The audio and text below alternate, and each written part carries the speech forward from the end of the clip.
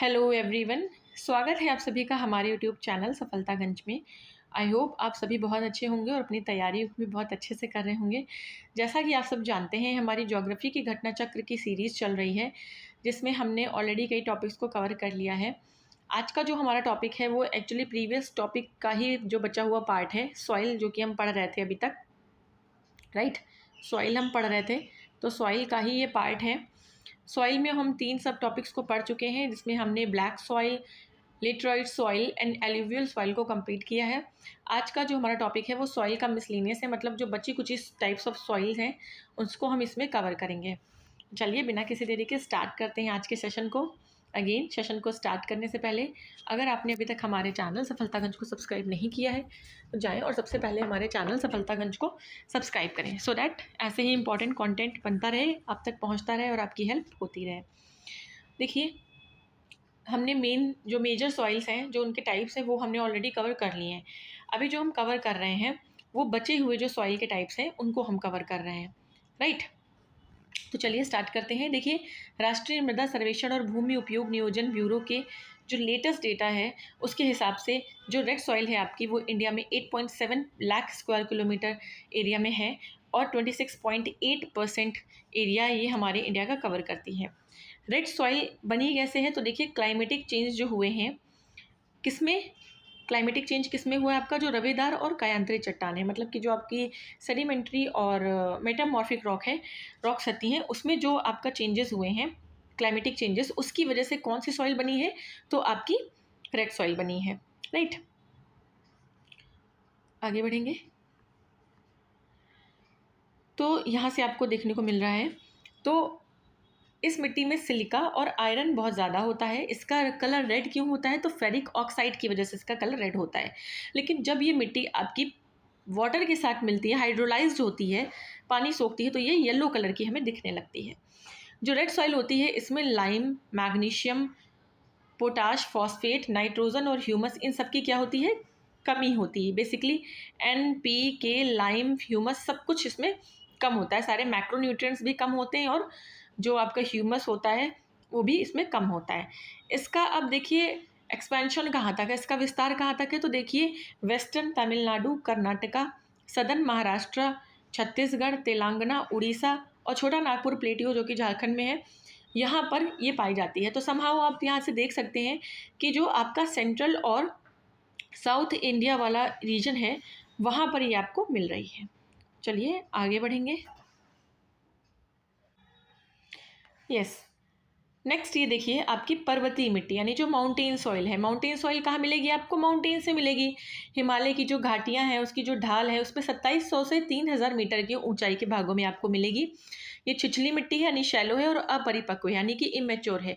अभी इससे पहले वाले लेक्चर में हमने जब ब्लैक सॉइल पढ़ा था तो उसके बारे में हमने क्या पढ़ा था कि वो मेच्योर सॉइल होती है और सेल्फ प्लॉगिंग सॉइल होती है, यानी कि खुद से जुताई कर लेती है। इसमें कार्बन और नाइट्रोजन का जो रेशियो, यानी कि C/N जो है वो काफ़ी ज़्यादा होता है। ये मिट्टी स्लाइटली एसिडिक होती है, यानी कि हल्की अम्लीय होती हैं। मरुस्थलीय मिट्टी के बारे में नेक्स्ट हम देखेंगे। तो यानी डेजर्ट सॉइल, देखिए जो डेजर्ट सॉइल यानी जो मरुस्थलीय मिट्टी है उसका कैसे विकास हुआ है, तो वो एरिड यानी कि शुष्क या अर्ध शुष्क का मतलब होता है सेमी एरिड। ये जो क्लाइमेट होते हैं एरिड एंड सेमी एरिड, इसकी वजह से आपकी क्या बनती है, तो डेजर्ट सॉइल बनती है। ये सॉइल कहाँ आपको मिलेगी, तो राजस्थान में मिलेगी, सौराष्ट्र जो कि गुजरात का पार्ट है, कच्छ का रण जो कि गुजरात का पार्ट है, और सदर्न पंजाब में ये मिट्टी आपको मिलेगी। और जो ये आपकी डेजर्ट सॉइल है ये रेत और बजरी से युक्त मिट्टी है। ठीक है, रेत और बजरी का इसमें कंट्रीब्यूशन होता है, इसका जो कंपोजिशन होता है रेत और बजरी से होता है। चलिए नेक्स्ट देख लेंगे आगे। नेक्स्ट आप देखिए, इसमें जैव पदार्थों और नाइट्रोजन की कमी पाई जाती है। ठीक है, इसमें जैव पदार्थ भी नहीं होंगे और नाइट्रोजन की भी कमी होती है। अब दलहनी फसलें, जितनी भी आपके जो दाल वाली फसलें होती हैं, सीरियल्स होते हैं और मिलेट्स होते हैं, सॉरी, वो नाइट्रोजन फिक्सेशन करते हैं, यानी कि नाइट्रोजन का स्थिरीकरण करते हैं, जो कि हम किस में पढ़ते हैं, नाइट्रोजन साइकिल में पढ़ते हैं। ठीक है, नाइट्रोजन साइकिल में हम पढ़ते हैं इसको। तो ये क्या करते हैं कि जो वायुमंडल में नाइट्रोजन होती है, आपको पता है कि सबसे ज़्यादा गैस जो हमारे एटमॉस्फेयर में 78% वो कौन सी है, नाइट्रोजन है, लेकिन वो प्लांट्स को डायरेक्टली अवेलेबल नहीं हो पाती है। तो इसके लिए वो क्या करते हैं, जितने भी लेग्यूमिनस प्लांट्स होते हैं वो क्या करते हैं, नाइट्रोजन का फिक्सेशन करते हैं। उसमें वो वायुमंडल की नाइट्रोजन को नाइट्रोजन फिक्सेशन की हेल्प से क्या करते हैं, मृदा के नाइट्रोजन में कन्वर्ट करते हैं, और जो सॉइल में नाइट्रोजन की कमी है उसको पूरा कर देते हैं। तो अब आप कहेंगे कि ये काम तो आप खाद डाल कर भी कर सकते हैं, फर्टिलाइज़र डाल कर भी कर सकते हैं, और ये काम आप केवल जो दलहन वाली फसलें हैं केवल उन्हीं के लिए क्यों कर रहे हैं, जबकि जो नाइट्रोजन है वो तो एक मैक्रोन्यूट्रिएंट्स है, वो तो सभी प्लांट्स को ज़रूरत होती है। तो देखिए जो नाइट्रोजन है वो आपके, एक सेकेंड मैं इसको मिटा देती हूँ, यस। तो नाइट्रोजन जो है आपका, नाइट्रोजन वो एक इम्पॉर्टेंट एलिमेंट है किसका, आपके प्रोटीन का। और आपको पता है कि जो सबसे ज़्यादा प्रोटीन है वो आपका दालों में पाया जाता है, ठीक है। तो इसलिए उनको नाइट्रोजन की ज़्यादा अमाउंट में ज़रूरत होती है। इसलिए उनका जो नाइट्रोजन की पूर्ति है वो केवल फर्टिलाइज़र से नहीं हो पाती है, वो इतना नहीं एब्जॉर्ब कर पाते हैं। इसके लिए उनको नाइट्रोजन फिक्सेशन भी करना पड़ता है, यानी नाइट्रोजन का स्थिरीकरण भी करना पड़ता है नाइट्रोजन की कमी को पूरा करने के लिए। अब देखिए इस काम को करता कौन है, तो मिट्टी में नाइट्रोजन स्थिरीकरण करने वाली कुछ फसलें हैं, जैसे अल्फा अल्फा, ड्राई बीन्स, गार्बेंजो बीन्स, मटर, सोयाबीन, उड़द, ठीक है। इसमें बैक्टीरिया होता है, ठीक है, जैसे आपका नाइट्रोसोमोनास, नाइट्रोबैक्टर, ठीक है। ये सब बैक्टीरिया होते हैं जिनकी हेल्प से क्या करते हैं, नाइट्रोजन का फिक्सेशन करते हैं, स्थिरीकरण में हेल्प करते हैं। तो ये था आपका थोड़ा सा जो मिसलेनियस बची हुई थी सॉइल, उनके बारे में। चलिए अब हम प्रश्नों पे आ जाएंगे, क्वेश्चंस को हम सॉल्व करेंगे। सबसे पहले देखिए क्या कह रहा है। सबसे पहले कह रहा है, एक साइड मिट्टी लिखी है, एक साइड आपका क्या लिखा है, राज्य लिखा है, यानी कि स्टेट लिखा है। कौन से स्टेट में किस तरीके की मिट्टी जो है आपकी पाई जाएगी।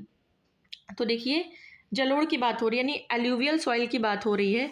तो एल्यूवियल सॉइल आपको पता है कि एल्यूवियल सॉइल आपकी सबसे ज़्यादा कहाँ होती है, राइट। एलुवियल सॉइल आपकी जो प्लेन वाले रीजन है वहाँ होती है, तो उत्तर प्रदेश में हो जाएगी। काली मिट्टी की बात हो रही है, तो आपको पता है गुजरात और महाराष्ट्र में ब्लैक सॉइल होती है जिसमें कपास की खेती होती है, तो महाराष्ट्र में कर देंगे आप। डेजर्ट सॉइल मरुस्थल आपका राजस्थान और गुजरात में है, तो ऑब्वियस सी बात है राजस्थान हो जाएगा। और रेड सॉइल आपके सदर्न वाले और सेंट्रल वाले एरिया में पाई जाती है, तो आपका आंध्र प्रदेश हो जाएगा। ये आपका करेक्ट मैच होगा, राइट। चलिए आगे बढ़ेंगे, नेक्स्ट क्वेश्चन पर आएंगे। देखिए आरओ यारो 2021 का लेटेस्ट क्वेश्चन है।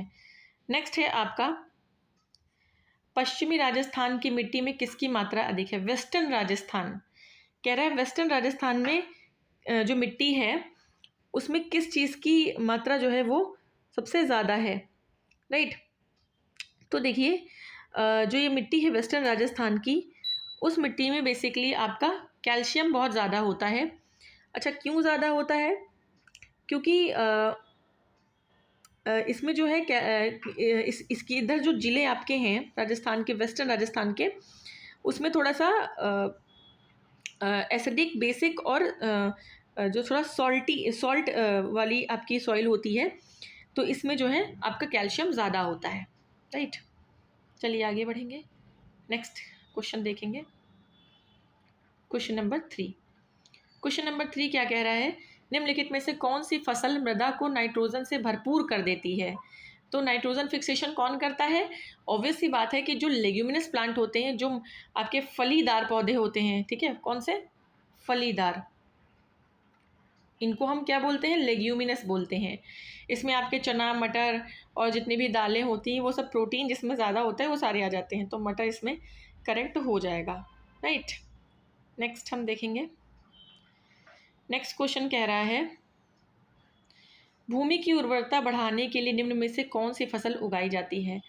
तो उर्वरता बढ़ाने के लिए यानी कि नाइट्रोजन बढ़ाएंगे हम उसमें, तो नाइट्रोजन बढ़ाएंगे तो उसकी फर्टिलिटी बढ़ेगी। नाइट्रोजन बढ़ाने वाले कौन है, जितने भी लेग्यूमिनस हैं, यानी कि दालें और आपका चना मटर ये सब हो गया, तो उड़द जो है आपका करेक्ट हो जाएगा, राइट, उड़द आपका करेक्ट हो जाएगा। नेक्स्ट है आपका क्वेश्चन नंबर 5। भारत के कुछ भागों में यात्रा करते हुए आप देखेंगे कि कहीं कहीं लाल मिट्टी पाई जाती है। इस मिट्टी के लाल रंग का प्रमुख कारण क्या है, मतलब ये क्यों लाल होता है। तो अभी हमने पढ़ा था कि इसमें फेरिक ऑक्साइड होता है, यानी कि क्या, Fe2O3 होता है, फॉर्मूला भी याद रखिएगा। हो सकता है आपको कंफ्यूज करने के लिए फेरिक ऑक्साइड ना दे, आपको ये फॉर्मूला दे दे Fe2O3 और कह दे कि इसकी विद्यमानता, फिर वहाँ पर आप कंफ्यूज हो जाएंगे। और FeO भी दे सकता है एक ऑप्शन में, उस तरीके से फॉर्मूला, केमिकल फॉर्मूला देकर आपको ऑप्शन बना देगा और आप वहाँ कंफ्यूज हो जाएंगे। तो कंफ्यूज नहीं होना है, सारी चीज़ें पढ़नी है डिटेल में। नेक्स्ट है आपका क्वेश्चन नंबर 6। भारतीय मृदाओं में जिस सूक्ष्म तत्व की सर्वाधिक कमी है वो क्या है, यानी कौन सा माइक्रो न्यूट्रिएंट ऐसा है जिसका इंडियन सॉइल में जो है काफ़ी ज़्यादा कमी रहती है हमेशा। तो देखिए, जो आपका जस्ता होता है, ठीक है, जस्ता, इसकी जिंक जिसे बोलते हैं, जिंक बोलते हैं, अगर नहीं पता है तो जिंक, Zn इसका साइन होता है, इसको जिंक बोलते हैं। जिंक एक माइक्रो न्यूट्रिएंट है, ठीक है, और जिंक की कमी होती है, अक्सर होती है, सबसे ज़्यादा कमी होती है। नेक्स्ट चलिए आएंगे नेक्स्ट क्वेश्चन पर। यस, नेक्स्ट है आपका असर्शन रीजन टाइप का क्वेश्चन है। असर्शन कह रहा है हिमालय की मिट्टियों में ह्यूमस प्रचुर मात्रा में पाया जाता है, राइट, ये हमारा असर्शन है। तो हिमालय की मिट्टी में माउंटेनियस सॉइल है, उसमें ह्यूमस कहाँ से मिलेगा, माउंटेन वाली सॉइल में ह्यूमस कहाँ से मिलेगा। और रीज़न है कि हिमालय में सर्वाधिक क्षेत्र वनाच्छादित है। ये बात आपकी बिल्कुल सही है कि हिमालय में जो सर्वाधिक क्षेत्र है वो वन से ढका हुआ है, बिल्कुल, लेकिन ह्यूमस जो है प्रचुर मात्रा में नहीं पाया जाता है, ये गलत है। तो इस तरीके से आपका असर्शन गलत हो जाएगा, लेकिन रीज़न जो है वो सही होगा, राइट। चलिए नेक्स्ट क्वेश्चन है हमारा करेवास। करेवास मृतिका जो जाफरान केसर का एक स्थानीय प्रकार के उत्पादन के लिए उपयोगी है, कहाँ पाई जाती है। तो करेवा का एक क्वेश्चन हमने करेवा भी पढ़ा था, करेवा क्या है ना। तो ये बेसिकली कश्मीर वाले रीजन में आपकी, कहाँ, कश्मीर वाले रीजन में पाई जाती है। और जो आपका केसर है, सैफरान, उसका एक टाइप है जिसे ज़ाफ़रान बोलते हैं, कमर्शियल लेवल पे उगाते हैं वहाँ पर। तो उसके लिए करेवास मिट्टी जो है या करेवा सॉइल जो है वो यूज़ होती है। तो ये करेवा वाला क्वेश्चन भी काफ़ी आ चुका है, उसको भी ध्यान दीजिएगा। नेक्स्ट है आपका पौधों को सबसे अधिक पानी किस मिट्टी में मिलता है। तो किस मिट्टी में मिलता है, तो देखिए जो मिट्टी सबसे ज़्यादा एब्जॉर्ब कर पाएगी वाटर को, ठीक है, जितना ज़्यादा एब्जॉर्ब कर पाएगी उतना ज़्यादा प्रोवाइड कर पाएगी।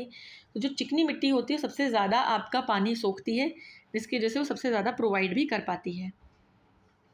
देखिए जल धारण क्षमता इसकी अधिक होती है। ये देखिए चिकनी मिट्टी में जल धारण की क्षमता अधिक होती है, इसलिए ये पौधों को सबसे अधिक पानी इसी मिट्टी से मिलता है। इस मिट्टी से 50% कम गाद, 50% तक मृतिका व बालू की कुछ मात्रा पाई जाती है। इसमें जो वायु का आवागमन कम होता है, जिससे जल क्रांति हो जाती है, ठीक है। नेक्स्ट क्वेश्चन देखेंगे हम। निम्नलिखित में से किस कण का व्यास 0.002 mm से कम होता है। देखिए ये क्वेश्चन मैंने आपको पिछले लेक्चर में बताया था ना, ये मैंने आपको जो पिछला लेक्चर था उसमें मैंने आपको बताया था किसका, आपका क्ले का और सैंड का, और एक और था क्ले, सैंड एंड एक और पार्टिकल था, clay, sand and one more, याद नहीं आ रहा अभी मुझे। क्ले था और एक सैंड पार्टिकल था और एक और आपका था कुछ था। तो उसमें जो था 0.002 से कम किसका होता है, किसके पार्टिकल का डायमीटर। तो देखिए वो मृतिका यानी कि जो क्ले होती है, क्ले का जो पार्टिकल होता है, ये गाद लिखा है लेकिन मुझे गाद समझ नहीं आ रहा है कि इसको क्या बोलेंगे, क्ले, लोम, सैंड क्या बोलेंगे अभी एग्जैक्टली मुझे इसका इंग्लिश इसका प्रोनाउंसिएशन नहीं याद आ रहा है। खैर आपका जो आंसर है वो मृतिका होगा, क्योंकि मुझे अच्छे से याद है 0.002 लेस देन 0.002 आपका क्या था, मृतिका था, यानी क्ले था, राइट। चलिए आगे बढ़ेंगे। देखिए यहाँ पर लिखा भी है क्ले का डायमीटर 0.002 से कम होता है, जबकि गाद का व्यास 0.002 से 0.06 तक होता है। और महीन बालू या रेत का जो होता है आपका वो 0.06 से लेकर 2 mm के बीच में होता है, ठीक। चलिए नेक्स्ट देखेंगे। ओके, तो नेक्स्ट ये आपका सब टॉपिक ख़त्म होता है। नेक्स्ट जो हमारा सब टॉपिक है वो कौन सा होगा, तो नेक्स्ट सब टॉपिक क्या है हमारा, ये थोड़ा सा ऐसे, नेक्स्ट सब टॉपिक है हमारा क्या कि एसिडिक और बेसिक सॉइल। इसमें हम क्या पढ़ेंगे, अम्लीय और क्षारीय मृदा, यानी कि हम क्या पढ़ेंगे, एसिडिक एंड बेसिक सॉइल के बारे में पढ़ेंगे। ठीक, एसिडिक एंड बेसिक सॉइल के बारे में पढ़ेंगे। तो चलिए बिना किसी देरी के स्टार्ट करते हैं अपने एसिडिक और बेसिक सॉइल का टॉपिक। राइट, देखिए सबसे पहले जान लीजिए कि किसी भी चीज़ को हम एसिडिक या बेसिक कब कहते हैं। तो देखिए जब पीएच स्केल होती है, आपको सभी को पता है पीएच स्केल में 7 होता है जो कि न्यूट्रल होता है। 7 न्यूट्रल होता है। 7 किसका पीएच होता है, वाटर का, क्योंकि वाटर न्यूट्रल है, वाटर ना तो अम्लीय है ना क्षारीय है। और 7 से आप जितना पीछे जाएंगे यानी 0 की तरफ जाएंगे, 1 2 3 4 5, जितना कम 7 से पीछे जाएंगे तो आपका क्या होगा, चीज़ें एसिडिक होंगी। ठीक है, और जितना आप 7 से आगे जाएंगे यानी कि 8 9 10 से लेकर कितने तक, 14 तक, केवल 14 तक ये स्केल होती है। ठीक, तो वो क्या होगा, ये आपका बेसिक होगा यानी कि क्षारीय होगा। तो ये था बेसिक आपको समझाना कि न्यूट्रल कितने नंबर पे होता है। तो 7 जिसका है वो चीज़ न्यूट्रल होगी, ना तो वो एसिडिक होगी ना बेसिक होगी। जिसका 7 से कम होगा यानी 1 2 3 4 5 6 6.9 तक जिसका है वो सब क्या है, एसिडिक है। और 7 के बाद 7.1 से लेकर 14 तक जो आपकी चीज़ें हैं वो क्या है, बेसिक होंगी। ठीक, तो ये एक बेसिक कॉन्सेप्ट था एसिडिक और बेसिक को समझने का। चलिए अब शुरू करेंगे। देखिए मिट्टी का जो पीएच मान कम अगर हो जाता है, एक सेकेंड, थोड़ा सा काफ़ी दिनों बाद मैं इस रिकॉर्डर से इसको रिकॉर्ड कर रही हूँ तो मेरी प्रैक्टिस छूट गई है। एक्चुअली मैं थोड़ा अभी आउट ऑफ स्टेशन हूँ जिसकी वजह से मैं पूरा अपना रिकॉर्डिंग का जो मटेरियल है वो मैं कैरी नहीं कर सकती थी। दैट्स वाई मुझे इस तरीके से करना पड़ रहा है। खैर चलिए, काम होना चाहिए, बाकी चीज़ से मतलब नहीं है। तो देखिए पीएच मान कम होना मतलब मिट्टी क्या है, अम्लीय यानी एसिडिक है। और जब पीएच अधिक होता है, अभी मैंने आपको बताया 7 से अधिक है, तो यानी मिट्टी क्या है, वो बेसिक है यानी क्षारीय है। देखिए कोई भी चीज़ की जब अति होती है, चाहे अगर मिट्टी हाईली एसिडिक हो जाए या हाईली बेसिक हो जाए, चाहे बहुत ज़्यादा अम्लीय हो जाए या क्षारीय हो जाए, तो वो बेसिकली आपका सामान्य फसलों के लिए उपयुक्त नहीं होती है, अच्छा नहीं होता है। पानी पौधों के लिए अच्छा होता है, लेकिन आप आवश्यकता से ज़्यादा पानी दे देंगे तो क्या होगा, सड़ जाएगा पौधा। ठीक, धूप अच्छी होती है, धूप फोटोसिंथेसिस के लिए सनलाइट आपकी रिक्वायरमेंट है, बट धूप बहुत हो जाए तो क्या हो जाएगा, मुरझा जाएगा पौधा, विल्ट कर जाएगा, विल्टिंग हो जाएगी। तो कोई भी चीज़ जब ज़्यादा होती है ना, ऐसे ही हमारी लाइफ में भी होता है। कोई भी चीज़ जब बहुत ज़्यादा हम करते हैं तो फिर उसकी अति हो जाती है और वो अच्छी नहीं होती किसी के लिए भी। राइट, चलिए सामान्य फसलें उगाने वाली मिट्टी का जो पीएच है, जो नॉर्मल आपकी क्रॉप्स होती हैं उनके लिए जो उगाती है, वो सॉइल आपकी 6 to 7 के बीच में होनी चाहिए। 6 to 7 के बीच में होनी चाहिए, मतलब स्लाइटली एसिडिक कह सकते हैं। जबकि तेजाबी यानी कि एसिडिक मृदाएं अवसादी यानी सेडिमेंट्री प्रकृति की होती हैं।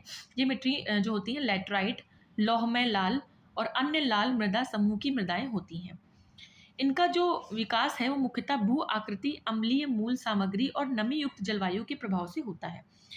ताप और नमी युक्त जलवायु यानी कि हाई टेम्परेचर और ह्यूमिडिटी ज़्यादा होनी चाहिए और हाई रेनफॉल होना चाहिए, तो आपकी क्या बनेगी, एसिडिक सॉइल बनेगी। तो क्या होगा कि जो आपकी मिट्टी के ऊपर जो आपके एलिमेंट्स हैं वो क्या होंगे, उनकी वेदरिंग हो जाएगी।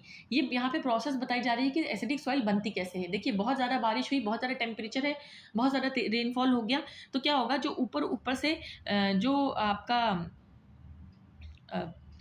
मेन एलिमेंट्स हैं वो क्या होंगे, उनका वेदरिंग हो जाएगी, वो वहाँ से पानी के साथ घुल के चले जाएंगे और मिट्टी क्या हो जाएगी, बहुत ज़्यादा एसिडिक हो जाएगी और क्षारों की लीचिंग काफ़ी बढ़ जाती है। उच्च तापमान के साथ भारी वर्षा और अत्यधिक लीचिंग के कारण अम्लीय मृदाओं का निर्माण होता है। तो हाई टेम्परेचर होना चाहिए, हाई रेनफॉल होना चाहिए, ठीक है, और हाई लीचिंग होनी चाहिए। लीचिंग मतलब जो अच्छे अच्छे तत्व हैं वो बारिश के पानी में घुल के जब मिल के बह जाते हैं तो उसको लीचिंग बोलते हैं। ठीक है, तो high temperature, high rainfall and high leaching होना चाहिए, तब जाके आपकी एसिडिक सॉइल बनेगी। ठीक है, अब मान लीजिए किसी एरिया की सॉइल एसिडिक हो गई, वहाँ पे हाई टेम्परेचर है, हाई रेनफॉल है, सब चीज़ें एसिडिक सॉइल बना दिया उन्होंने, तो अब हम क्या करेंगे, क्या वो सॉइल हमेशा के लिए ख़राब हो गई? नहीं, ऐसा नहीं होता है। जब आपकी सॉइल एसिडिक हो जाती है तो आपको अगर उस पर एग्रीकल्चर करना है, फार्मिंग करनी है, कृषि करनी है, उसको कृषि के लिए योग्य बनाना है, तो आप क्या करेंगे, सामान्यतः चूना जो होता है जिसे लाइम कहते हैं, इसका फॉर्मूला होता है CaO। ठीक है, इसको जो है आप यूज़ करेंगे। इसको आप मिट्टी में मिला देंगे, जिसकी वजह से जो एसिडिक सॉइल है वो नॉर्मल हो जाएगी और अपने नॉर्मल रेंज के पीएच में आ जाएगी और वो एग्रीकल्चर के लिए सूटेबल बन जाएगी। ठीक है। भारत में जो क्षारीय मृदा शुष्क और अर्ध शुष्क भागों में पाई जाती है। अब देखिए यहाँ पर बेसिक सॉइल की बात हो रही है। जो बेसिक सॉइल है वहाँ वो कहाँ पाई जाएगी, तो देखिए वो कहाँ, आपका जो एरिड और सेमी एरिड रीजन है। एरिड और सेमी एरिड रीजन के बारे में मैंने आपको बताया था। बेसिकली आपका रेगिस्तान वाला जो रीजन है, आपका राजस्थान, गुजरात, कच्छ, है ना, ये आपका एरिड सेमी एरिड रीजन आता है। और जो दलदल वाले इलाके हैं, ठीक है, जहाँ पर आपके दलदल होता है, वहाँ पर ये वेटलैंड जिसे बोलते हैं, वहाँ पर आपकी मिट्टी होती है जो बेसिक होती है।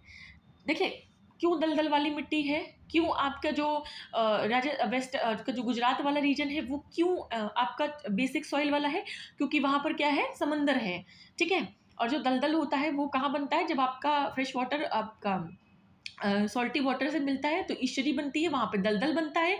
ठीक है। वहाँ पर भी आपका क्या होगा, बेसिक सॉइल होगी, क्योंकि वहाँ पे सॉल्ट ज़्यादा है। ठीक है। तो सलाइन होता है, राइट। तो इस मिट्टी की उत्पत्ति शुष्क और अर्ध शुष्क भागों में जल तल के ऊंचा होने और जल प्रवाह के दोषपूर्ण होने के कारण होता है।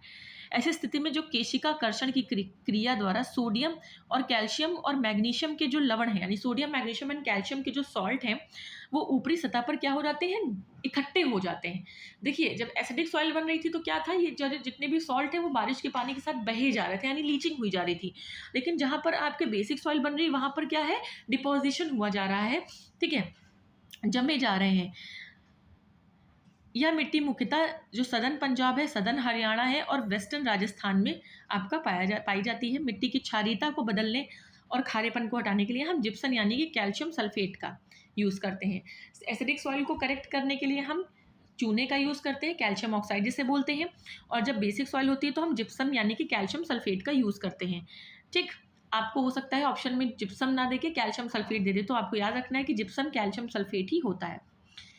नेक्स्ट है आपका, और CaSO4 इसका फॉर्मूला होता है, CaSO4, ठीक, कैल्शियम सल्फेट। साथ ही चूने की लीचिंग के लिए कम से कम 1 फीट जल की भी ज़रूरत होती है। ठीक, चूने की लीचिंग के लिए। मिट्टियों में जब सोडियम और मैग्नीशियम की अधिकता होती है तो आपका जो लवणीय मृदा है, यानी कि जो कह सकते हैं सॉल्टी जो सॉइल है, सलाइन सॉइल, ठीक है, उसका निर्माण होता है कब, जब आपकी मिट्टी में सोडियम और मैग्नीशियम की अधिकता होती है तो लवणीय मृदा का निर्माण होता है। भारत में सबसे ज़्यादा जो लवणीय प्रभावी मृदा क्षेत्र वो गुजरात है। ठीक है, आप सभी को पता है, सलाइन वाटर की वजह से। लवणीय प्रभावी यानी सॉल्ट अफेक्टेड मृदा को सलाइन या क्षारीय एल्कली, सलाइन भी कहते हैं, लवणी या सलाइन कहते हैं, या क्षारीय एल्कली या तटीय लवणी में विभाजित किया जा सकता है। ठीक, सॉल्ट अफेक्टेड जो सॉइल है उसको हम सलाइन, एल्कली दोनों में डिवाइड कर सकते हैं। भारत का जो सबसे ज़्यादा एरिया है वो क्षारीय मृदा क्षेत्र उत्तर प्रदेश में है। ठीक है, सबसे ज़्यादा जो एरिया है बेसिक सॉइल का वो यूपी में है, लेकिन सबसे ज़्यादा सलाइन सॉइल जो है, जिसकी सैलिनिटी सबसे ज़्यादा है, वो गुजरात में है। मृदा का लवण भीवन यानी कि सलाइन बिल्डिंग, लवणी भवन यानी कि सलाइन बिल्डिंग, मृदा में एकत्रित सिंचित जल के वाष्पीकृत होने से पीछे छूटे नमक और खनिजों से उत्पन्न होता है। सिंचित भूमि पर लवणी भवन यानी कि सलाइन बिल्डिंग होने के कारण मृदाएं अपारगम्य बन जाती हैं। अपारगम्य मतलब आपका नॉन परमिएबल जिसे बोलते हैं। अपारगम्य मतलब कि अगर वो नॉन परमिएबल हो जाएंगी तो मिनरल्स और वाटर को अपने से नहीं पास होने देंगी और वो प्लांट्स तक नहीं पहुंच पाएगा। ठीक है, तो ये था आपका थोड़ा सा पार्ट नोट्स का। चलिए अब हम स्टार्ट करते हैं अपने क्वेश्चंस के पार्ट को। बिना किसी देरी के हम स्टार्ट करेंगे क्या, अपने क्वेश्चंस के पार्ट को, राइट। देखिए सबसे पहले आपका कौन सा क्या क्वेश्चन कह रहा है, निम्नलिखित कथन में ऊसर मिट्टी के संबंध में है ये कथन। ठीक, कौन सा, ऊसर मिट्टी के संबंध में, तो हमें बताना है। ऊसर मिट्टी कह रहा है कि चूने के प्रयोग से इसे सुधारा जा सकता है। ठीक है, तो देखिए ऊसर मिट्टी क्या होती है, उसके लिए पहले आपको जानना पड़ेगा। ऊसर मिट्टी जो होती है उसका जो pH है वो मोर देन 7 होता है। ठीक है, मोर देन 7 होता है, राइट। तो अब जब मोर देन 7 है मतलब वो कहीं से बेसिक, ठीक है, तो इसको हम बेसिक कह सकते हैं, बेसिक सॉइल। ठीक, अब एसिडिक को हम क्या यूज़ करते थे सुधारने के लिए, चूने का। तो चूने का तो यूज़ नहीं किया जाएगा यहाँ, या तो जिप्सम लिखा होता, तो ये तो गलत हो जाएगा, आपका 1 तो गलत हो जाएगा। ठीक है। इस मिट्टी का पीएच मान 7 से अधिक होता है, ये भी मैंने आपको बताया, तो ये चीज़ सही है। और इस मिट्टी में धान की फसल उगाई जा सकती है, तो यस, जो ऊसर सॉइल है, जो धान की जो फसल है, वो बेसिकली इसी सॉइल में होती है। तो 2 और 3 आपका सही है और 1 आपका गलत है। अब हम देख लेंगे कि हमसे क्वेश्चन में क्या पूछा जा रहा है, सही या गलत। राइट, चलिए क्वेश्चन में आएंगे हम अपने। ठीक, देखिए पूछ रहा है कि इसमें से सही कौन सा है, सही बताना है। तो 2 और 3 सही थे हमारे। और देखिए यूपी बीईओ 2019 की के प्री का ये क्वेश्चन है। और बीईओ 2024 में वैकेंसी आएगी आपकी, तो तैयारी अपनी बढ़िया रखें। घटना चक्रों को कम से कम 4-5 बार ज़रूर पढ़ लें। ठीक है, जो क्वेश्चंस नहीं आते उनको अच्छे से हाईलाइट कर लें या कहीं नोट कर लें, सो दैट आपको इतनी मोटी घटना चक्र बार बार नहीं पढ़नी पड़ेगी। 4-5 बार आपको रीडिंग लेनी पड़ेगी और बिल्कुल नुकसान नहीं करेगी ये आपको। चलिए नेक्स्ट है आपका क्वेश्चन कि सामान्य फसलें उगाने के लिए उर्वर भूमि का पीएच मान कितना होना चाहिए। तो हमने पढ़ा था कि जो बेसिक क्रॉप्स है उसके लिए 6 से 7 आपका पीएच होना चाहिए। थोड़ा स्पीड बढ़ाते हैं। नेक्स्ट है तेजाबी मिट्टी को कृषि योग्य बनाने के लिए किसका यूज़ करते हैं। तेजाबी मतलब क्या हो गया आपका, एसिडिक, एसिड कहते हैं ना तेजाब को। तो एसिडिक सॉइल को करेक्ट करने के लिए हम क्या, लाइम का यूज़ करते हैं। और बेसिक को करेक्ट करने के लिए क्या, जिप्सम यानी कि कैल्शियम सल्फेट का यूज़ करते हैं। राइट, नेक्स्ट है आपका क्वेश्चन नंबर 4, मिट्टी में खारापन और क्षारीयता की समस्या का क्या समाधान है।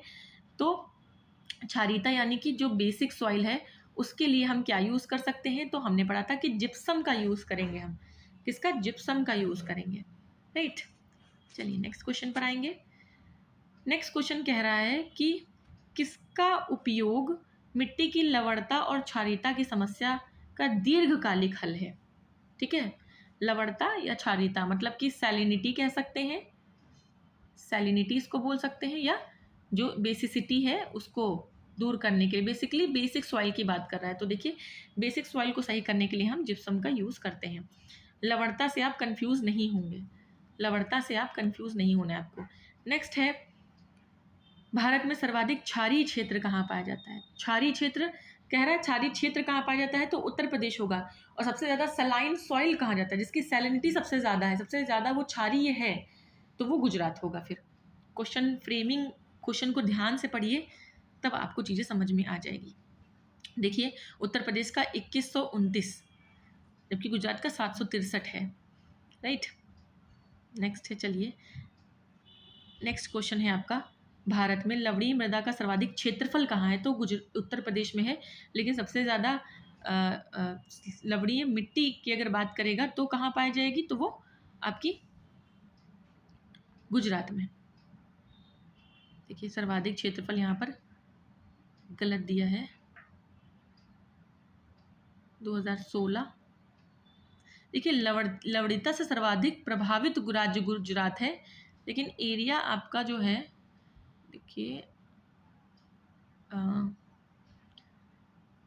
बंजर भूमि एटलस के हिसाब से ये देखिए उत्तर प्रदेश ही सबसे ज़्यादा है आपका, 2129।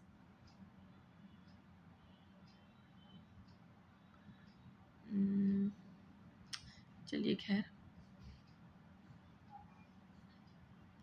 फिलहाल गुजरात है आपका, उत्तर प्रदेश है, सॉरी। चलिए नेक्स्ट है आपका, लवण प्रभावित मृदाओं का सर्वाधिक क्षेत्रफल वाला राज्य है। चलिए गुजरात है, यहाँ पर दिया हुआ है 17 का ये क्वेश्चन है।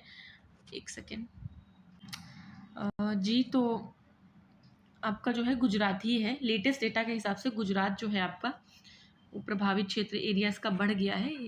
ये जब आपका मुझे लग रहा है ऊपर जो क्वेश्चन था ये 2007 का क्वेश्चन था, और 2019 के डेटा के हिसाब से आपका गुजरात जो है, देखिए मैं आपको लेटेस्ट डेटा बता दूं। लेटेस्ट डेटा में ये है कि जो आपका यूपी का है, यूपी का वो 1.37 मिलियन हेक्टेयर है। ठीक है, जबकि आपका जो गुजरात है, गुजरात का जो एरिया है वो कितना है, वो आपका 2.23 मिलियन हेक्टेयर है। तो गुजरात सबसे ज़्यादा है। तो यहाँ पर ये आपका 2007 में ऐसा था, लेकिन अब आप इसको याद नहीं रखेंगे। ठीक है, अब आप लेटेस्ट डेटा याद रखेंगे। जो गुजरात जो है वो सबसे ज़्यादा प्रभावित क्षेत्र है। ठीक, करेक्ट कर दिया है मैंने, परेशान ना हो बिल्कुल। ये करंट के क्वेश्चंस होते हैं। चलिए नेक्स्ट है आपका, मृदा का लवणी भवन मृदा में एकत्रित सिंचित जल के वाष्पीकृत होने से पीछे छूटे नमक और खनिजों से उत्पन्न होता है। सिंचित भूमि पर लवणी भवन का क्या प्रभाव पड़ता है? तो देखिए हमने पढ़ा था कि लवणी भवन से यानी कि जो सलाइन बिल्डिंग है उसकी वजह से जो सॉइल है वो नॉन परमेबल हो जाती है, इम्परमेबल हो जाती है। तो सॉइल को क्या कर देता है ये? इम्परमेबल बना देता है, ठीक, अपारगम्य बना देता है। नेक्स्ट है आपका, निम्नलिखित में से कौन सी मिट्टी चाय बागानों के लिए सही है? चाय के लिए, चाय चाय क्या होती है? चाय में क्या होता है? एसिड होता है। चाय खाली पेट भाई नहीं पीनी चाहिए, चाय में एसिड होता है। चाय के लिए एसिडिक सॉइल चाहिए होती है हमें, राइट। चाय के लिए एसिडिक सॉइल हमें चाहिए होती है, ठीक। चलिए नेक्स्ट है आपका, चलिए मृदा अपरदन और सुधार। तो इस टॉपिक को हम अभी करेंगे, अभी तुरंत। तो चलिए स्टार्ट करते हैं। मृदा अपरदन सुधार। मृदा अपरदन आपको पता है क्या होता है? सॉइल इरोजन होता है, ठीक है। सॉइल इरोजन बारिश की वजह से, बहुत ज़्यादा पेड़ काटने की वजह से, ठीक है, डिफॉरेस्टेशन की वजह से आपकी जो मिट्टी है उसकी क्वालिटी ख़राब होती है और वो उसका क्षरण होता है, ठीक है, अपरदन होता है। वो अपनी उसकी जो लेयर्स हैं, लेयर में सॉइल निकल जाती है, तो उसको हम मृदा अपरदन बोलते हैं। तो वो क्या होता है और उसमें सुधार कैसे कर सकते हैं उसके बारे में हम इसमें देखेंगे। और इस सब टॉपिक के बाद आपका जो सॉइल टॉपिक है वो पूरी तरीके से कंप्लीट हो जाएगा, राइट। तो देखिए प्राकृतिक अभिकर्ता जैसे कि नेचुरल फैक्टर जिसे बोलते हैं, जैसे कि वाटर है आपका, विंड यानी एयर, पवन है, ठीक है, एयर, विंड, वाटर, ये सब क्या है? मिट्टी के ऊपर की जो लेयर होती है उसको क्या करते हैं? उसका एब्ल्यूशन करते हैं, यानी स्थानांतरण या कटाव करते हैं, जिसे हम क्या कहते हैं? मृदा अपरदन। बहुत तेज़ बाढ़ आ गई तो अपने साथ पूरी एरिया की लेयर ऑफ सॉइल, एक पूरी 2 लेयर 3 लेयर लेके चला गया, बाढ़ लेके चली गई बाढ़, या बहुत तेज़ आंधी आई उड़ा कर ले गई, तो इस तरीके से सॉइल इरोजन होता है। देखिए ये तो आपको नेचुरल फैक्टर्स हो गए, लेकिन कुछ आपके मैन मेड फैक्टर्स भी होते हैं जिसे हम क्या कहते हैं? एंथ्रोपोजेनिक फैक्टर्स बोलते हैं। वो भी कारण होते हैं आपके किसके? सॉइल इरोजन के, वो देखेंगे। मृदा अपरदन के कई कारक होते हैं जिसमें निर्वनीकरण, जिसको हम क्या? डिफॉरेस्टेशन बोलते हैं, पेड़ काटना जिसे बोलते हैं। अत्यधिक पशुचारण जिसे हम ओवर ग्रेजिंग बोलते हैं, बहुत ज़्यादा पशुओं को चरा देना, ठीक। दूसरा हम देखेंगे नेक्स्ट, झूम कृषि या जिसे झूम कल्टीवेशन कहते हैं। अवैज्ञानिक कृषि, नॉन साइंटिफिक टेक्निक से अगर हम एग्रीकल्चर कर रहे हैं, परिवहन और संचार साधनों के लिए प्राकृतिक अपवाह का अपवर्तन, ठीक। और अंधाधुंध खनन, बहुत ज़्यादा माइनिंग कर रहे हैं, तो जिसकी वजह से क्या होगा? आपके सॉइल में इरोजन होगा, सॉइल इरोड होगी, राइट। भारत में मृदा अपरदन से सबसे ज़्यादा प्रभावित क्षेत्र कौन है? तो चंबल और यमुना नदियों की उत्खात भूमि है। चंबल में रेवाइन बनते हैं, आपको पता है, रेवाइंस बनते हैं चंबल में, जिसे हम बीहड़ कहते हैं। वो इसी वजह से बनते हैं क्योंकि जो यमुना और जो रिवर है चंबल, बेतवा, केन, जो रिवर्स जा रही हैं आपकी, बहुत ज़्यादा कटाव करती हैं और उससे खाड़ियाँ बन जाती हैं और उसे रेवाइंस कहते हैं, यानी बीहड़ कहते हैं। पश्चिम हिमालय, वेस्टर्न हिमालय का जो फुट हिल्स वाला शिवालिक जो आपका पहाड़ी वाला एरिया है वो इसमें शामिल है। छोटा नागपुर प्लेट्यू है, ताप्ती से साबरमती घाटी तक का जो एरिया है जिसे हम मालवा प्लेट्यू कहते हैं, वो बहुत ज़्यादा सॉइल इरोजन से प्रभावित है। महाराष्ट्र का जो ब्लैक सॉइल वाला एरिया है, हरियाणा, राजस्थान, गुजरात का जो ड्राई एरिया है, ये सब मेजर एरियाज हैं जिसमें सॉइल इरोजन सबसे ज़्यादा है। इंडिया में आपका जो चंबल घाटी है उसमें खो खड्डे क्या, जिसे हम बोलते हैं रेवाइंस बोलते हैं, वो फॉर्म होता है। अच्छा, रेवाइंस कैसे फॉर्म होता है? आपका गली इरोजन की वजह से। गली इरोजन को क्या कहते हैं? अवनालिका अपरदन। अभी हम आगे पढ़ेंगे कि अपरदन भी कितने तरीके के होते हैं। अपरदन भी आपके चार तरीके के होते हैं, उसे हम गली इरोजन बोलते हैं, ठीक। अब जो अवनालिका अपरदन है आपका सामान्यतः तीव्र ढालों पर होता है। वर्षा से गहरी हुई अवनालिकाएं कृषि भूमियों को छोटे छोटे टुकड़ों में खंडित कर देती हैं और वो कृषि के लिए अनुपयुक्त हो जाती हैं, जिससे अवनालिकाएं या बीहड़ बहुत ज़्यादा बन जाते हैं और उसे उत्खात भूमि स्थलाकृति कहा जाता है, ठीक है, रेवाइंस कहा जाता है। मृदा अपरदन क्रियाओं का क्रमिक अनुक्रम इस प्रकार है। तो अब मैं आपको बताऊंगी कि सबसे पहले और सबसे बाद में क्या आता है। देखिए सबसे पहले आपका आता है स्प्लैश इरोजन। स्प्लैश का मतलब क्या होता है? स्प्लैश हिंदी में अभी अभी आप देख लीजिएगा। स्प्लैश में क्या होता है कि जो बारिश की जैसे बूंद होती है ना, तो बूंद बूंद के फॉर्म में आपका जब पानी जाता है, उससे जो इरोजन होता है उसको स्प्लैश इरोजन कहते हैं, फुहार जिसे कहते हैं। तो उससे भी जो मिट्टी हटती है उसे हम स्प्लैश इरोजन कहते हैं, काफ़ी कम मात्रा में होता है। उसके बाद क्या होता है आपका शीट इरोजन होता है। शीट में क्या होता है, पूरी शीट लेयर के फॉर्म में मिट्टी जो है मृदा का अपरदन होता है। उससे ज़्यादा किसमें, सॉरी मैंने ज़्यादा का साइन बना दिया, यहाँ पे ये कम का साइन होगा, ठीक है। स्प्लैश में सबसे कम होता है, फिर शीट में सबसे कम होता है। शीट के बाद आपका क्या होता है, रिल होता है। रिल रिल में आपका जो है जैसे ये आपकी सामान्य धरातल है, इसमें ऐसे उंगली की तरह ऐसे ऐसे गड्ढे बन जाएंगे, इस तरीके से गड्ढे, फिंगर लाइक प्रोजेक्शंस बन जाएंगे अंदर की तरफ। तो ये रिल इरोजन RILL होता है। अच्छा साफ नहीं दिख रहा है मुझे पता है, लेकिन अभी आप केवल सुनिए, अभी सब आगे आपको देखने को मिलेगा। और सबसे ज़्यादा किसमें होता है, जो हमने अभी पढ़ा, गली इरोजन, जिसे हम गली इरोजन कहते हैं या अवनालिका अपरदन कहते हैं। तो इसका क्रम है, इस क्रम से बहुत ज़्यादा क्वेश्चन पूछा जाता है, ठीक, इस क्रम से काफ़ी ज़्यादा क्वेश्चन पूछा जाता है। देखिए मैंने कहा था बिल्कुल परेशान मत होइएगा, हिंदी इंग्लिश जो भी है। ये देखिए मैंने वहाँ पर बताने का क्या उद्देश्य था, आपको समझाना। अब यहाँ पर आपको अच्छे से समझ में आएगा। देखिए आसफाल या बूंदाघात अपरदन, यानी जिसे हम स्प्लैश इरोजन कहते हैं। इसमें वर्षा की बूंदों के मिट्टी पर आघात, जैसे जब बूंदें पड़ती हैं तो मिट्टी जो उससे इधर उधर हो जाती है, तो मृदा के कण जो है वो अलग अलग हो जाते हैं, इधर उधर बिखर जाते हैं। तो उसको क्या हम कहते हैं, उस अपरदन को बूंदाघात अपरदन या स्प्लैश इरोजन या आसफाल इरोजन कहते हैं। ये हो गया आपका फर्स्ट। इसमें काफ़ी कम सॉइल इरोजन होता है, काफ़ी कम नुकसान करता है ये। दूसरा है परत अपरदन, जिसे हम शीट इरोजन कहते हैं। जब मिट्टी जल के साथ बहने लगती है ना, जब जल के साथ बहने लगती है, शीट के फॉर्म में निकलती है, तो उसे हम शीट इरोजन कहते हैं। इसमें थोड़ा सा ज़्यादा होता है। फिर आता है आपका रिल अपरदन। रिल यानी कि रिल इरोजन में क्या होता है आपका, मिट्टी में जब छोटी और कम गहरी नालियाँ बन जाती हैं, मैंने बताया ना आपको, ऐसे फिंगर लाइक प्रोजेक्शन बन जाते हैं, तो इससे क्या होता है, रिल इरोजन होता है। इससे थोड़ा और ज़्यादा, देखिए बढ़ता ही जा रहा है, सबसे कम आपका स्प्लैश में था, इसके बाद बढ़ता ही जा रहा है। फिर आपका अवनालिका अपरदन, चौथा टाइप अवनालिका, गली इरोजन बोलते हैं। जब रिल अपरदन की नालियाँ, जब ये जो नालियाँ हैं जब ये और ज़्यादा गहरी हो जाती हैं, इस तरीके से गहरी हो जाएंगी, बड़ी हो जाएंगी, तो ये क्या करेंगी, गली इरोजन होगा। और क्या बनाएंगी, रेवाइंस बनाएंगी, जिसे हम बीहड़ कहते हैं। चंबल वाला जो एरिया है जो रेवाइंस से प्रभावित है, वो किससे बना है, अवनालिका अपरदन से ही बना है। ये क्वेश्चन कई बार आता है। उसके बाद क्या है आपका लास्ट बनता है धारा चैनल अपरदन। धारा चैनल अपरदन क्या होता है, स्ट्रीम चैनल इरोजन बोलते हैं। 5 तरीके के होते हैं, 5वां है ये आपका धारा चैनल या स्ट्रीम चैनल इरोजन। जब जल एक मोटी धारा के रूप में प्रवाहित होने लगता है और चैनल को तब तक अपरदित करता है जब तक वो एक कह सकते हैं ना स्टैग्नेंट ढाल, एक परमानेंट ढाल नहीं बना लेता है, तब तक वो उसको जो है इरोड करता रहता है। सोरगम यानी ज्वार किसी अन्य फसल की तुलना में भूमि अपरदन के लिए ज़्यादा उत्तरदायी है। जो ज्वार है जिसे हम सोरगम कहते हैं, उससे बहुत ज़्यादा सॉइल इरोजन होता है। मृदा संरक्षण के संबंध में प्रचलित कुछ पद्धतियाँ हैं, मतलब कुछ टेक्निक्स है, जैसे कि शस्यावर्तन, वेदिका निर्माण, वायुरोध को भारत में हम उपयुक्त मानते हैं। और मृदा सुधार के अंतर्गत फसल चक्र यानी कि क्रॉप साइकिल, और मिश्रित खेती यानी कि इंटरक्रॉपिंग जिसे बोलते हैं, और बहुफसली यानी कि मल्टीपल क्रॉपिंग जो है, ये आपकी मृदा की उर्वरता जो है, जो फर्टिलिटी है सॉइल की, उसको बढ़ा देती है। तो ये था आपका थोड़ा सा नोट्स का पार्ट।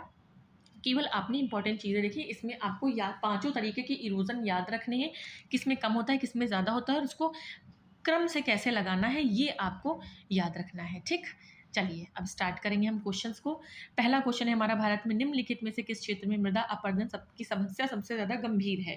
तो देखिए हमने चंबल पढ़ा था पहले नंबर पे, और चंबल के बाद हमने शिवालिक हिल्स, जो हिमालय के फुट हिल्स वाला पार्ट है, आपको पता है ट्रांस हिमालय सबसे ऊपर आता है, फिर ग्रेटर हिमालय, फिर मिडिल हिमालय, फिर आपका जो लेसर हिमालय है जिसको हम शिवालिक श्रेणी भी कहते हैं, उसका जो फुट हिल्स वाला पार्ट है वहाँ पर आपका सॉइल इरोजन ज़्यादा है।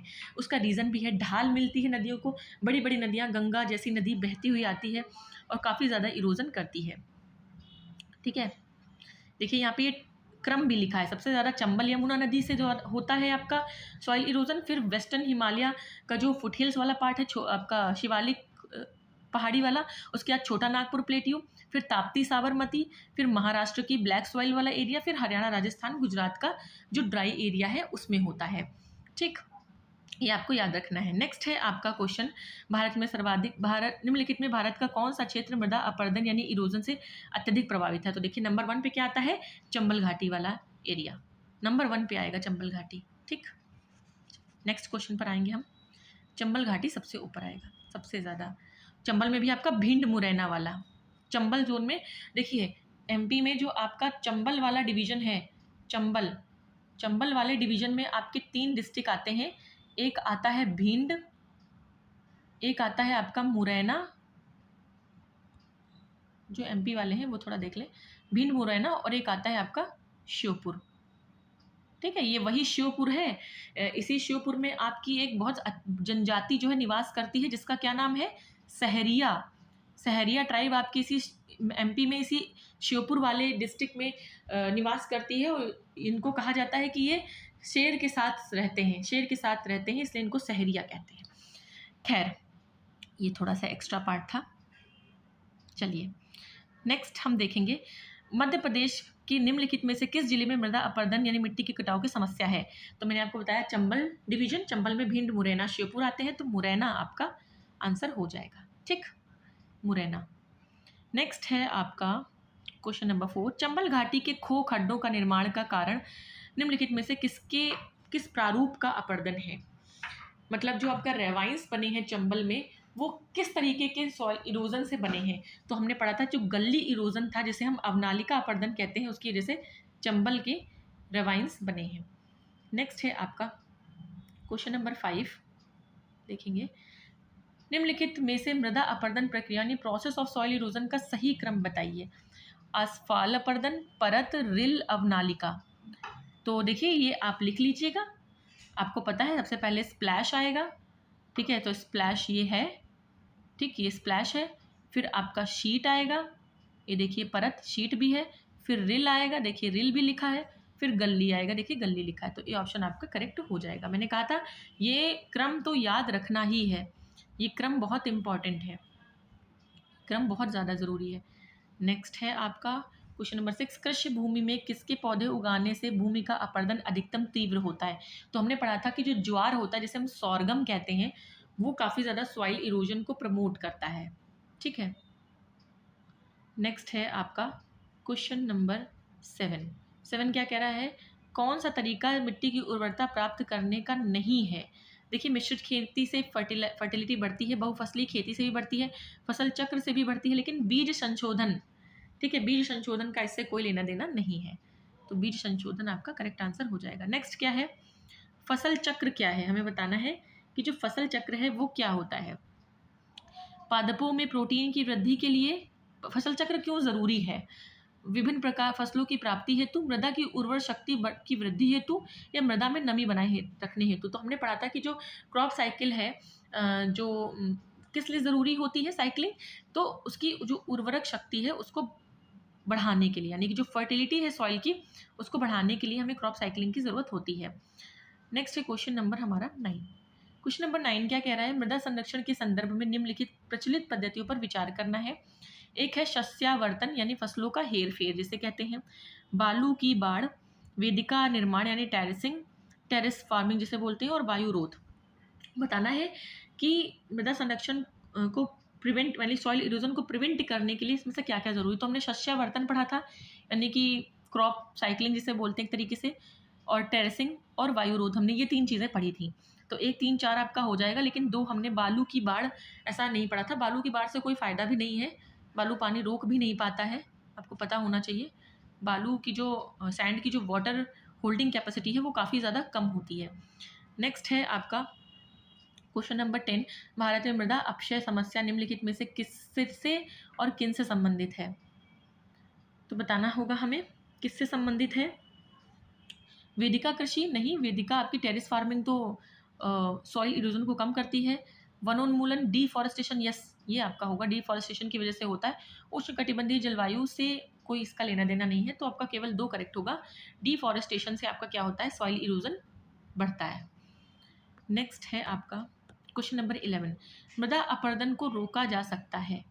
अति चराई से तो रोकेगा नहीं और ज़्यादा होगा। वनस्पति के उन्मूलन यानी कि डिफॉरेस्टेशन करेंगे नहीं, तो फिर तो ये आपका डिफॉरेस्टेशन करेंगे तो और ज़्यादा होगा। पक्षी की संख्या में वृद्धि करके इसका कोई मतलब नहीं, पक्षी से कोई संबंध नहीं है।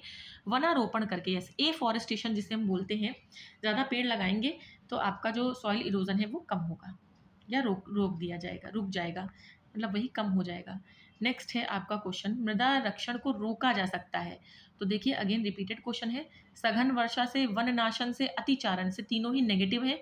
वन रोपण आपका पॉजिटिव है, यानी कि आपका जो एफॉरेस्टेशन है, ज़्यादा पेड़ लगाने से आपका क्या होगा, मृदा क्षरण यानी कि सॉइल इरोजन रोका जा सकता है।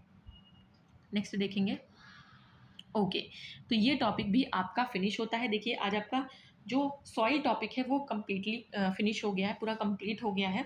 2 पार्ट में हमने इसे कंप्लीट किया क्योंकि इसके अंदर का आपके 6 सब टॉपिक्स थे। अब देखिए आपके किसी भी टॉपिक के अंदर प्रॉपर ऐसे सब टॉपिक्स ज़्यादा नहीं हैं, कहीं-कहीं पर हैं अंदर थोड़े बहुत, कुछ बड़े टॉपिक्स हैं, कुछ छोटे टॉपिक्स हैं, तो उनको हम उस हिसाब से करेंगे। नेक्स्ट आपका जो टॉपिक है वो नेचुरल वेजिटेशन के बारे में है, यानी कि प्राकृतिक वनस्पति के बारे में है। ये नेचुरल वेजिटेशन, प्राकृतिक वनस्पति, इसको हम अपने नेक्स्ट लेक्चर में कंप्लीट करेंगे। इसमें हम सभी तरीके की जो वेजिटेशन है, ट्रॉपिकल एवरग्रीन फॉरेस्ट, ये सब चीज़ें हम इसमें, डेसिडुअस फॉरेस्ट इसमें हम कवर करेंगे। उष्णकटिबंधीय, पर्णपाती, जितने भी वन हैं, ये सारी चीज़ें हम इसमें कवर करेंगे, जो कि एक इम्पॉर्टेंट टॉपिक है, इससे क्वेश्चन आते हैं। इससे अभी आपका जो RO फरवरी 2024 में जो कैंसिल हुआ है 23 वाला, उसमें भी 2 क्वेश्चन थे इस टॉपिक से। तो ये टॉपिक इंपॉर्टेंट है, आपको 1-2 क्वेश्चन देखने को मिल जाएंगे। अगर आपने टॉपिक पढ़ा होगा तो आप उसे टैकल कर ले जाएंगे, अगर नहीं पढ़ा होगा तो आपको थोड़ी सी समस्या हो सकती है। तो यस, ये थोड़ी सी समस्या ना हो, इसके लिए आप हमारे चैनल सफलतागंज से जुड़े रहें। और एंड अगेन, अगर आपको वीडियो पसंद आता है, अच्छा लगता है, तो हमारी वीडियो को लाइक करें, शेयर करें एंड चैनल को ज़रूर सब्सक्राइब करें, सो दैट ऐसे ही इंपॉर्टेंट कंटेंट मैं बनाती रहूँ और आप तक लाती रहूँ, आपकी हेल्प करती रहूँ। तो चलिए आज के लिए इतना ही रखेंगे, अब हम मिलेंगे अपने नेक्स्ट सेशन में। तब तक के लिए गुड बाय, जय हिंद।